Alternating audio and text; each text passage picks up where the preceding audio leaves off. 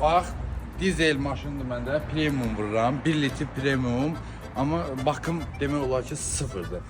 Həmişə mən gələm 1 litr premium vururam, üstünə də Polnubak dizel. Harada? Tosol'da.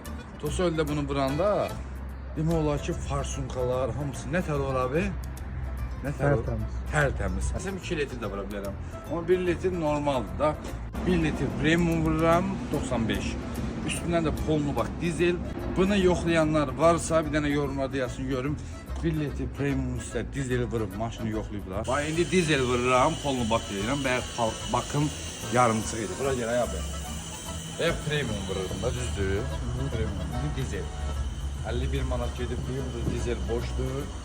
95'i vururam premium. Üstüne de dizel. Maşına gaz verirəm, elə bu maşının gücü artır.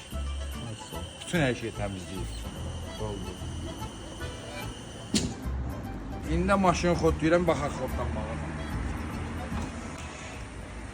Baba gözünün qabağında xodlayıram. Maşın motor görsün necədir. Deyərsiniz bu dizeldir. Həqiqi dizelin səsi çıxdı. Yox. Ona görə mən məsləhət görmürəm. Ha, baxın, məsləhət sizindir. İstəsəniz eləyərsiniz. Bunu maşın ustalarından bir dənə xahiş edirəm. Bir dənə maşın ustaları mənə rəy yazsın görüm. Bunu eləməyə. Olar yoxsa yox.